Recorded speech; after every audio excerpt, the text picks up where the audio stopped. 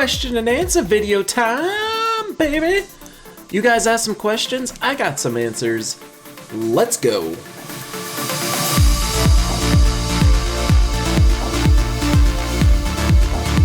Kicking things off, we have someone named Taket the Terror. Hey Taket. So, what troop has my favorite flavored text?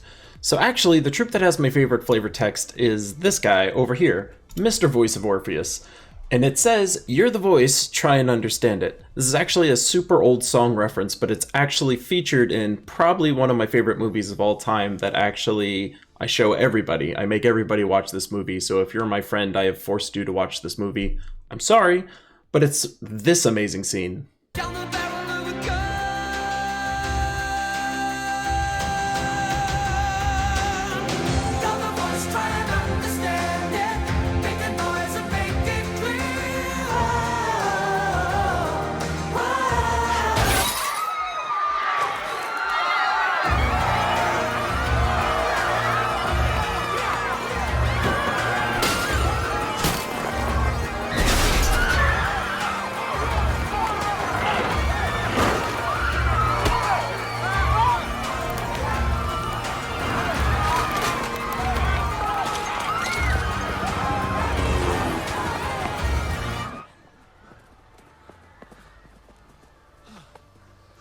What the hell? Next up, we have Sass. Sass is asking, how do I go about farming trade stones since I'm in the end game and I only have a couple troops left to actually trade up? What do I actually do? So my recommendation for this is actually going to be a little different than if I was talking to somebody else. So obviously when you're looking to get your trade stones, you jump into the screen where it tells you what you need. You jump in, you go to the kingdom, you do the explore mode. The difference that I'm going to tell you versus somebody else is that since you're in the end game, farming on level 12 is going to be the most efficient for you for a couple reasons. One, you're going to have a higher drop rate, so that way you can actually get the trade stones that you need more effectively. But separately, this will also be letting you get the tokens, badges, medals, and all that stuff as you kind of run through. You obviously won't be getting the bonus myth stones as you go through this, but it's still the most effective way to do it. There's no really other great way to go about farming the trade stones that you need, outside of potentially checking the Glory Reward shop to see if they have any that you specifically need. You could get a crap ton of those, but that's only like changes once a week, and it's probably not going to be what you need. But that is my recommendation to go about doing it. Spend your time efficiently, go in there, do your high-level explorers, get your tokens, badges, medals, but then also get the trade stones you need. Everybody wins. That's for you, Sass. Love ya. Next up, we have Reflection 23. Reflection 23, aka Creeping Inertia, is basically asking, I'm in a guild that's getting about 3 to 5 legendary tasks now with the 4.7 changes. What's the best way for us to go about making sense of that new system? So for you guys, what I would say is that you want to, if you're looking to maximize your key potential, there's one strategy, and if you want to maximize trying to get a specific type of resource, is a different thing. So if you guys decide that keys is the most important thing to you, actually the most effective thing that you could possibly be doing would actually be getting up to tier 3 of epic tasks for every single one. That total cost would be 3.6 million gold, and that would net you 18 gem keys and 6 event keys by spending that 3.6 and getting each of the epic tasks up to level 3.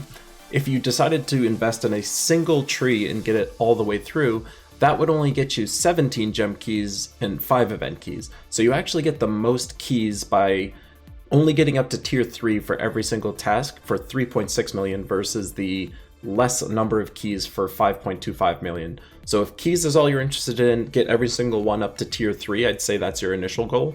But if you're looking for a specific type of resource, you can invest in a single tree and still get a decent amount of keys out of that, plus the resource that you might be targeting. So that would be my advice for you guys.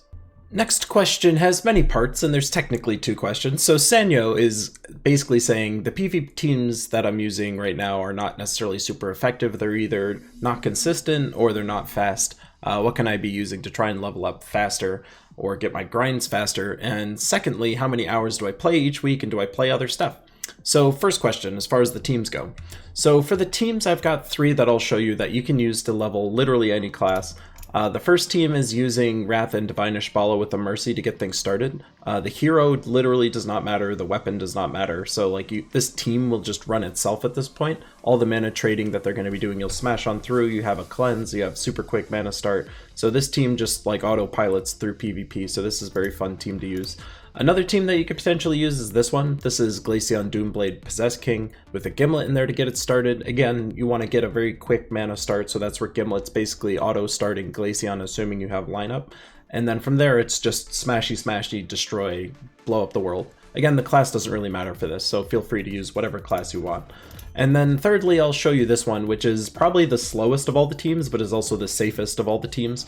This is going to get you 2 different empowered converters with a Super Skull Smasher and a Rope Dart. So feel free to use any 3 of these teams in PvP, and you'll be able to win and grind very, very effectively. As far as do I switch teams when I'm PvPing based on the opponent?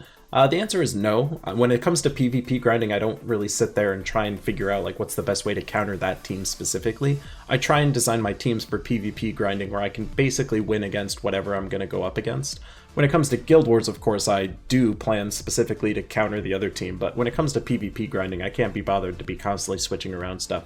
I'm just going to keep on smashing that tier 3 button and hope for the best. I generally win over 90% of my fights, so I'd say, you know, with a really effective team, you're looking at closer to 95%. With a less effective team, you're probably looking at around 90%. But you should be winning like the vast majority of your fights, kind of regardless. And if you're not, that's a sign that you need to figure out what's wrong with your team, get it faster, get it stronger, do what you need to do. But your win rate for PvP should be in the high 90s, like 90 to 95. So those are the teams. As far as how many hours a week do I play roughly, I'd say 3 to 4 hours a day sounds about right. So 3 to 4 hours a day times 7. So we're looking at what, like 20 to 30 hours a week? Basically a job in some respects. Since I make videos for you guys, hopefully that's a good ratio. But yeah, I'd say that's about right. As for what other games I play, I don't play anything else right now, actually. Gems is pretty much my full-time focus as far as gaming is concerned. I am still deeply involved in the Dota 2 pro scene and as well as the Smash Brothers pro scene, so I watch Melee and Ultimate all the time. I also watch Dota 2 tournaments as much as I possibly can. I've played both of those games very heavily. I can still play Smash Brothers from time to time, but for the most part, it's all Gems right now. When Diablo 4 comes out, you might see me play that a bunch. But for now, it's Gems. All Gems, nothing but Gems. Gems. Gems. Next question's coming in from Ryan. Ryan is asking, what are some good Guild Wars defense teams? I'll do you one better. I will show you all my teams, but then I will also quickly tell you why they matter. So when it comes to Guild Wars defense, the most important thing to think about is that the other team is forced to use 4 troops of a specific color. More often than not, that means they're going to care about getting that color. So what you can do to counteract that is build a team around converting away that color specifically. So for my Brown Day defense, for instance, I have Taipan. Taipan is going to take all of the browns and turn them to red right away. So they're going to be on the back foot that entire fight. So if they're trying to run like a Mountain Crusher lineup, for instance, Taipan's getting rid of literally every single brown on the board the moment you get a turn. So that's a really effective way to counter that. When it comes to all my other defenses, you can see it's the same theme. We have Daughter of Ice turning all reds into blues, so that's super effective. On Purple Day, we've got Mercy turning all yellows, or all purples into yellows, which is a super sweet counter. On Green Day, we're going to be running Gimlet. Gimlet is turning all greens into browns. On Blue Day, we've got Moon Rabbit here, so Moon Rabbit's turning all blues into yellows. On Red Day, I've already said that. I think I've said them all. Nope. On Yellow Day, we've got Lamashtu, who's turning all yellows into purples. So every single day, convert away the color that they want and build a team around that empowered converter, and you'll see your win rate go up for sure. When it comes to lower level brackets, this will get your win rate super high. When it comes to really high level Guild Wars brackets, this will still get your win rate higher, but you're never going to win a ton when it comes to super high level Guild Wars fights. But that's my general Guild Wars strategy when it comes to defense. Next up, we have Hanti asking about classes and leveling classes. So is there any benefit to sticking to a specific talent tree, or should I mix them around? Like, what's going on there, and what's the most effective way to level classes? So when it comes to actually leveling up classes, basically the best thing you can do is the adventure board. You'll always get 2 class XP for this. If you jump into any specific kingdom and you do their challenges, all the challenge fights will get you 2 class XP as well. So you can jump in there and do that. When it comes to PvP grinding, you're going to get 2 class XP for those. So that's also super fun. For the class events, you can always invest gems to try and level them up even faster. So if there's ever a class event going on, you can feel free to invest some more gems and level up classes that way. So those are the most effective methods of leveling classes. I would just say that PvP grinding is generally how I've leveled up all of my classes. Since you get 2 class XP, you also get to mess around with team building, so it's kind of a fun way to do it. But that's the most effective way to level classes. When it comes to the trees on all of these classes, there's no real reason why you'd want to care about one tree over another. Like, there's no reason to build like a pure Shadow Orb Weaver, for instance, or a pure Morale Orb Weaver. All of the talent trees basically have really crappy talents and really good talents. So you want to look at the levels and figure out what is the best talent to take. You're not going to get any kind of style points from building a pure Shadow Orb Weaver. You're just going to have an Orb Weaver that's not as good. So definitely don't invest heavily into any specific tree for thematic reasons, unless you're just like role-playing your hero for some reason. But aside from that, definitely like pick and choose around. All of the talent trees kind of have some things that are useful. Like when it comes to leveling class to 100, there's only like 4 or 5 talents that I'd even say are worth looking at. So the Assassinate one here is also very good. So from the Shadow Tree, getting any class that has a Shadow Tree up to 100 is definitely good. When it comes to Sunspear, for instance, and the Fire Tree has the best level 100 talent in my opinion, which is Fireblade. So getting any class that has the Fire Tree in it up to 100 is always going to be a really good idea. As far as the other ones that you could be looking at, we've got the Titan here with the Storms and Stone Tree, which is going to get you 1 magic on every single spell cast for elementals. There's actually a lot of really strong elementals, so this is not useless. It's not the best, but at least it's not useless. And then Fortitude. So Fortitude is just making you immune to a bunch of stuff. So any classes that have any of those talent trees, Storm, Stone, Shadow, and Fire, those are going to be your primary classes that getting them up to 100 will actually net you something useful. Everything else usually caps out around level 70, some even around level 40. So don't take classes all the way up to 100 just for kicks. Like if you're at the end game and you've already got everything up to their primary level, that's cool. Otherwise, do it there. As far as my favorite classes are definitely Sunspear #1 for PvP because it's just the best. When it comes to general usage, it's going to be a Titan because it's the 50% mana start, the barriers on browns, the mana exploding. It's just kind of the best overall class. It's kind of the most boring class as far as I'm concerned, since it's what we all use all the time, but it is the most effective like 90% of the time. Beyond all of that, we've got ourselves the Frostmage class, super effective as far as PvP defense is going. So when it comes to Guild Wars, running a team with a Frostmage is very important. So Frostmage would probably be next. Dragon Guard would also then be next after that, because 40% skull reduction, which is super great. It has access to the Fire Tree, so you can actually do the triple skull damage piece. It has magic pumping for dragons, which is also kind of fun on 4 or 5 matches, as well as having access to banishment, so you can basically get rid of all those like blesses and barriers and all the other fun stuff they're trying to do themselves. Dragon Guard's super effective at that kind of stuff, so they're super fun. And then finally Archer, because it has 50% mana start, it has the Entangle start, it also has the ability to just kill people when you hit them with skulls sometimes, and you're just hunters marking people constantly. So those are my 5 favorite classes. I wouldn't say they're always the best class, but they are certainly my most favorite classes. So that's that. Next question we have from Brandon. Brandon is asking, what is my favorite troop? What is my favorite troop, Brandon? Well, my favorite troop is the frickin' Possess King, baby! Possess King! He does everything that you possibly want. He fits in every single team lineup. If there's a storm running, he's going to make it run even better. You could potentially transform people away. If you're just dealing with people that are immune to whatever you don't want them to be immune to, you turn them into a fish and then they just die to whatever you're trying to do. So Possess King, super duper amazing. Don't let anybody tell you that they're not amazing. They are amazing. Think of him as like salt for your, soup or something like that. You know, you have a really great soup, you put in all of your ingredients, and you're just trying to make it be a little better.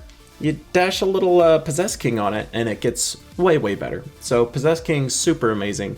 He helps your mana generation go even faster. So if you just do a single 4-5 match, not only are you going to get the mana from that 4-5 match, you're going to get mana from 2 explosions that he does. And then on top of that, you're probably going to do other matches on top of that. So when I don't have a converter of mana of some kind, I usually put Possess King in my final slot, so that way I can, basically, if I get any 4-5 match, I'm going to get a bunch of mana as a result of doing it. So if I'm not running an empowered converter, almost always you're going to see me put Possess King in that team. So the answer is Possess King. It's always Possess King. Never ask me again. It's always Possess King. He's the best. Number one. The next question comes in from Aphotic. Aphotic is asking, why don't the devs let me downlevel my dang troops, bro? Well, they probably don't let you do it for, it's just kind of a weird use case. Like, honestly, why would you generally try and downlevel your troops?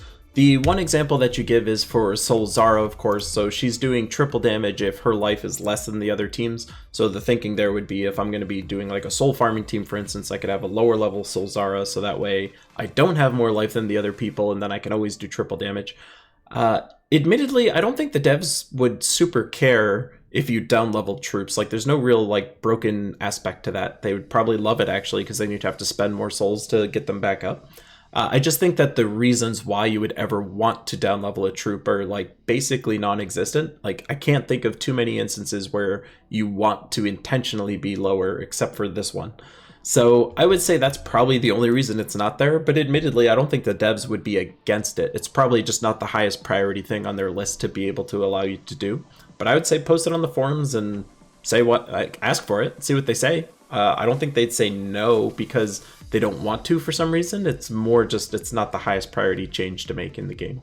Next up from Goober, we have the question, what is my favorite and why? What's my favorite what? What's my favorite sandwich? I would probably say it's bologna and cheese with mayo. That's probably, like, if I'm making a sandwich for myself, that's like my classy sandwich that I'll ever make for myself. I remember as a kid, I actually thought I literally invented bologna and cheese with mayo as a sandwich. Like, I was ready to start my own chain of sandwich shops selling this special sandwich that only I came up with. So, not exactly the smartest child, maybe. But peanut butter and jelly, of course, is always the go-to. Would I ever consider showing cleavage and doing squats for Twitch subs? Sub the key lime. No, I would never do that. Next question, we have Adam asking, what is the best delve to use for farming only? The answer to this is really going to come down to the rewards that you can get by doing them. So not every delve has a ton of high level rooms in them like this. So if we look at the mirrored halls, for instance, we see a level 5, a level 4, a level 5, a level 5, a 3, a 3, and a 2. That is an extremely high room level, and the odds of you getting rooms that are going to give you some kind of gold bonuses as you're doing it is definitely higher. So doing the mirrored halls is actually the best delve in the game currently to try and do it. Comparatively, if we look at a place like All Seeing Eye, for instance, what we see is one level 5, one level 4, and then some 3, 2, 2, 1, 1. So the amount of stuff you're going to get out of this delve is dramatically lower. So whenever you're picking a delve to farm, try and look at the number of the tier for the different fights that are in there and pick ones that have the highest. Mirrored halls is definitely the best, quickly followed by the City of Thieves as second best. So pick one of those two and farm those would be my recommendation for you. And to wrap things up, we have Mr. Panos himself asking, what is my favorite team and why? So my favorite team is actually this one that I'm showing here. And the reason that's my favorite team is that when I was a up-and-coming Gems of War player, this was actually the first team that I put together all by my lonesome. It was something, well, not literally the first time I ever made by myself. It was the first truly good team that I ever made. And it was right when the Doomblade weapon was released. So this was the first team that I ever put together that I found to be extremely effective. Like at the time of this weapon's release, this team alone was shredding everything in PvP like 95 to 98% of the time. This team is still extremely effective. However, back then it was kind of this like light bulb moment for me that when it came to team building, mana generation was extremely important, damage output was extremely important to do it as quickly and efficiently as possible. So this is my favorite team. This team will always have a spot near and dear to my heart because it is essentially the birth of Key Lime as far as a team builder goes. So it's my favesies. But that are all the questions we had for this video. If you like this kind of a thing, definitely make a comment below, leave a like, all that other crazy stuff. I'll definitely make more of these if you guys are interested. If not, you'll never see it again, baby. Otherwise, I'm Keylime signing off. I love each and every one of you. Catch ya in the next video. Peace.